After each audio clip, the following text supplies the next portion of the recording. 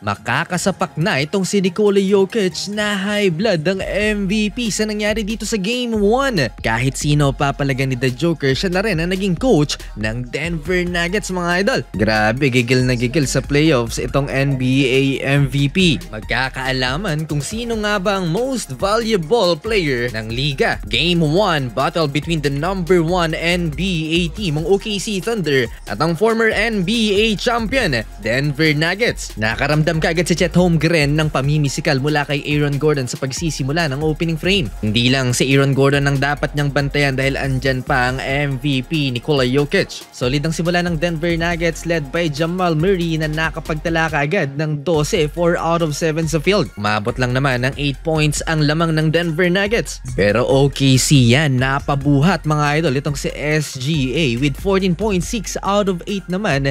75% lang naman ang kanyang shooting with 6 rebounds. 11-2 run by OKC para makalamang sa Denver Nuggets. Isang paraan para malusutan ang depensa ng OKC Thunder ay katulad sa ginawa nitong si Russell Westbrook na pinisikal muna niya si Chet Holmgren para makapag-create ng konting space. 27-26 mga idol, 1 point advantage of the Thunder to end the first quarter. Second quarter game plan ng OKC Thunder ay i-lockdown si Jamal Murray, forcing him to pass the ball dahil siya nga yung mainit na player sa Denver. That defense paid off kaya namaga ang lamang ng OKC Thunder 35-26. Caruso, get ahead. The acceleration.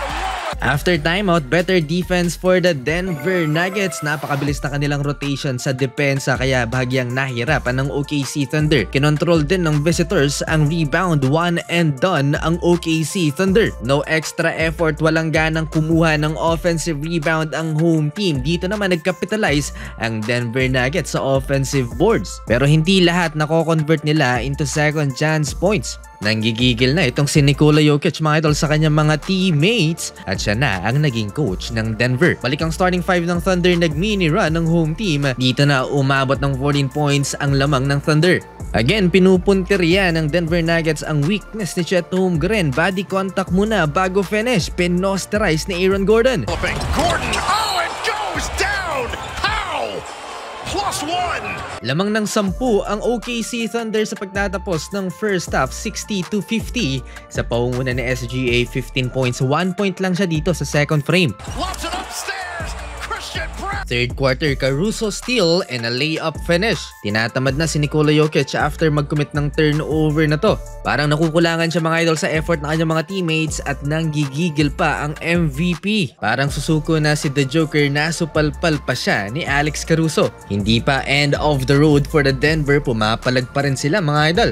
Anyari kay Jamal Murray, mainit pa sa first quarter pero baldog na sa third frame. Baba sa single digit ang lamang ng OKC, 71-64 after this Aaron Gordon corner triple. Halfway ng third quarter mga idol, sasabog na sa galit si Nikola Jokic. Nakagitgitan niya si Chet Holmgren in transition. Tulakan ng dalawa, natawagan ng offensive foul si The Joker. Pang-apat niya na to at nasa third quarter pa lang. Palubo ulit ang lamang ng OKC Thunder. SGA 4-point opportunity plus back-to-back 3-pointers mula kay Lu Dort at Jalen Williams. 4-minute mark, nag-spark na naman ng run si Nikola Jokic. Nagkasunod-sunod ang puntos ng Denver Nuggets. Russell Westbrook and 1 basket.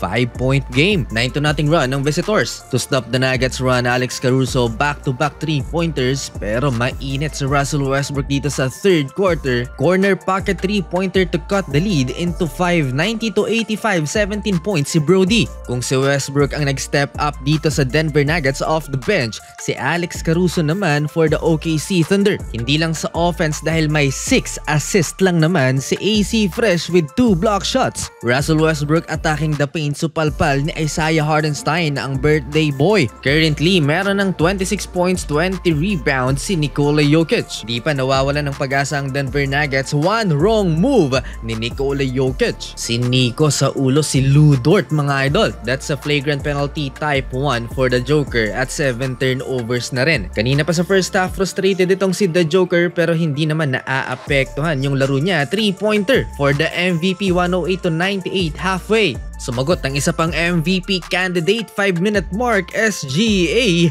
with a pull-up jump shot, big shot. Hindi makadikit gaano si Nikola Jokic dahil may 5 personal fouls na. Parehong 5 fouls din para sa dalawang sentro ng OKC. SGA again, breaking ankles, 29 points and counting para kay SGA. Nag-challenge ang OKC mga idol sa play na to pero pinigilan sila ni SGA. Hindi naniwala yung coaching staff, unsuccessful tuloy. Daming fouls drawn ni Nikola Jokic mga idol, 10 free throws, 7 dyan ang naipasok ng MVP. Wrestling pa ang 2 former Laker, last 1 and 44 minute remaining, Jokic hook shot, 115-111 4-point game. May pag-asa pa rin ng Denver, 2-possession game lang yan. Aaron Gordon fighting for loose ball, bola ng Denver. Hindi pa sumasampa sa final 60 seconds ng 4th quarter, Nikola Jokic hits a big shot, 3-pointer mga idol, 115-114. Last 19 seconds for the lead, Aaron Gordon nasupalpal ni Jalen Williams. Di pa tapos ang laban mga idol, last 10 seconds, nagminti si Chet Holmgren ng 2 free throws, chance to win the game. Aaron Gordon for the win, 121-119 na upset ng Nuggets mga idol ang Thunder.